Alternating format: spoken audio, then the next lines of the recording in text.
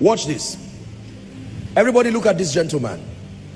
I want to show you the danger of a wrong approach. This is a smart young man here. Let's assume there is a fly around his face. If I wind my hand like this and give him a slap, and he says, what for? I said, I'm trying to kill a fly.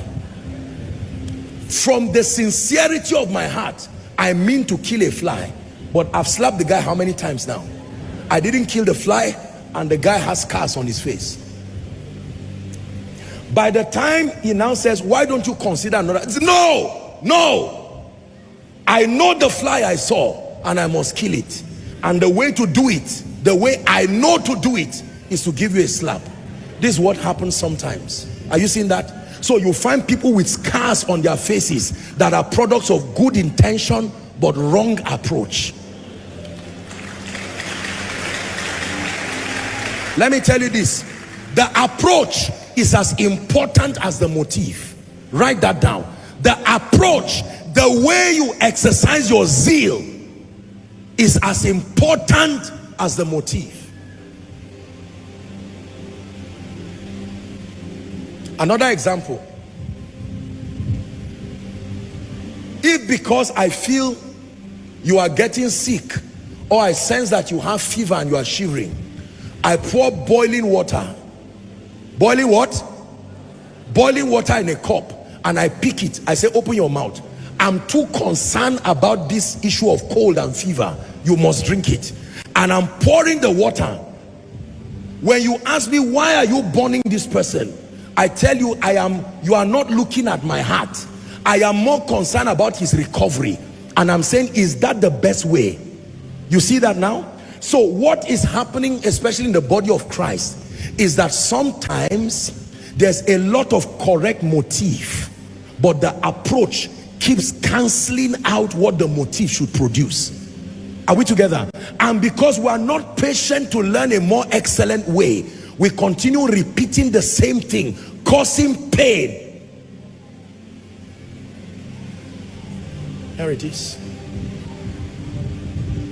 Before they brought things like inducing pregnancy, you know, and other specialized ways of giving birth. How many of you know that in the village, those days, when a woman wants to give birth, fire and the rest, she goes through hell and high water and gives birth? Imagine someone now who has a young lady who is pregnant and wants to give birth and says, the only way I know is to put you by fire and force that baby out. And you are saying, no, there is a more excellent way.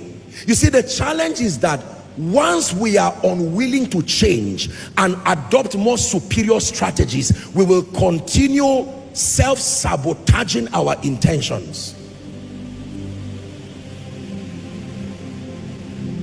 I forced this man to drink hot tea, and you say, why? But it's burning him. Look at the evidence of the mayhem.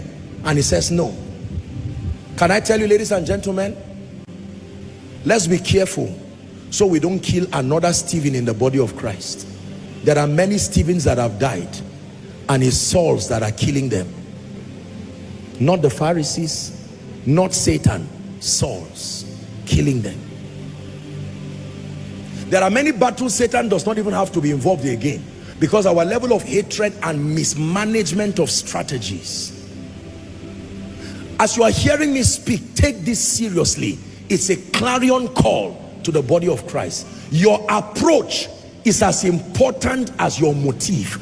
Don't just have a correct motive, you must also have a correct approach. The desire to defeat Jericho must go hand in hand with the strategy to go around 7 times. If you carry a knife to fight physically simply because you have a desire to go around or to defeat Jericho, you will be defeated, and it will look like God did not send you. Let me tell you what I learned in my Bible. Love never fails. Let me tell you what I learned in my Bible. That grace must be with truth. Let me tell you what I learned in my Bible. Living by faith must go hand in hand with walking in love. There are these 3: faith, hope, and love. The greatest is love. The proof that you love Jesus is not working for him. Is your relationship with him and then how you treat others. He said, how can you claim you love the God you do not know when you hate your brother that you know? Are we together? God gave me this message as a clarion call to the body of Christ. God bless you. We need to re-examine the way we are channeling our zeal. The strategy is largely wrong. That's why it's not working. From the way we try to correct, to the way we try to admonish, to the way sometimes we try to do ministry, to the way parents try to raise their children, to the way children try to raise parents. Are we together? Yes. One man of God met me one time and he said, Apostle, he was talking particularly concerning many teachings, especially around grace, and he said, Apostle, I know that you have revelation. What do you have to say about grace and all of that? And I told him nothing. He said, what do you mean nothing? I know you have something to say. I said, the only thing I have to say is that no truth communicated in the body of Christ will stand strong in isolation. Every dimension of kingdom truth only finds its relevance if it is willing to be connected to other truths. If you teach deliverance alone, not with respect to it birthing the finished work of Christ, you will produce legalism. You are going to produce a people who are ever trying to fight the devil with no victory. And if you teach people on the finished work of Christ and don't teach them the appropriation system of the finished work of Christ, you will produce a people claiming things but are clearly evidences of demonic attacks. If you teach the teaching ministry and ignore prayer, you will produce a lopsided people. If you teach prayer and don't teach the value of the word, you will produce a superstitious people with encounters with familiar spirits, who will keep saying yes Lord to familiar spirits because their organs have been activated through prayer, but there is no word bank to help them manage and discern spirits. Let me tell you this, ladies and gentlemen, please hear me, particularly if you're a man of God. The kind of people God is raising are people who are flexible, malleable, open-hearted. Flexible, malleable, open-hearted.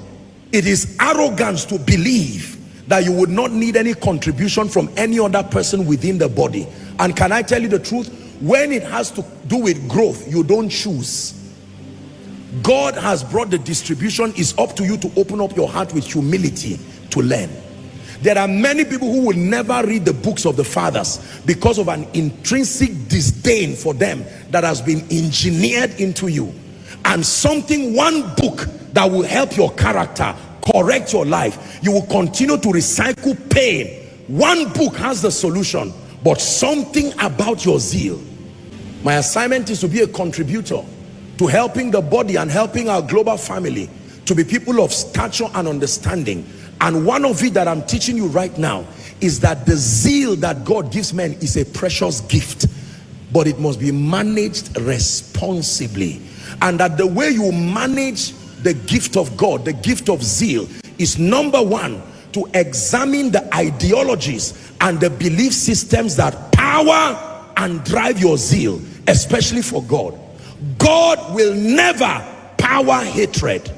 God will never power envy. God will never power competitive jealousy. God will never power the desire to outshine. No. When you find your zeal birthing those things, the devil has hijacked your zeal. There needs to be a correction of the understanding that powers it. When you find love, God is there. That zeal, powered by love, powered by mutual respect for the body, powered by an awareness that you are only a part of the larger program of God, and while celebrating your uniqueness, you must appreciate the diversity of graces across the body. When that zeal is powered by such an information, it will produce victory. You will mentor young people who will become mighty men, embracing their uniqueness, but also giving allowance for the diversity in the body. The hatred in the body of Christ is solvable. The backbiting and jealousy and ill desires one to another in the body is solvable. My teaching goes beyond the body of Christ, but because this is my constituency. Are we together? Yes. The hatred among politicians, the hatred among business people. You see, hatred has never produced the glory of God. Try another approach. Try another approach. Another man's rising is not why you are failing. If you are failing, take responsibility. Don't wish for people to fail to show you are rising. No, there is space in the sky for everyone who wants to fly.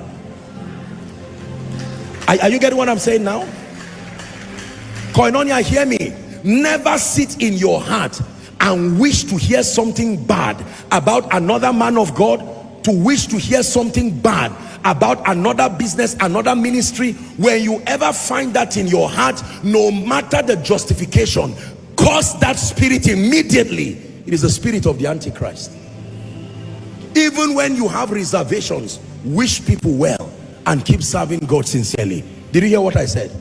You will never find me at the forefront of tearing down another man, tearing down another man's ministry. God has been too good. God has been too faithful. It will be seen against God that with what is done in my life today, I ever nurse an iota of desiring another man's downfall. No, I am too grateful to be me and for what he's done. Is someone learning now?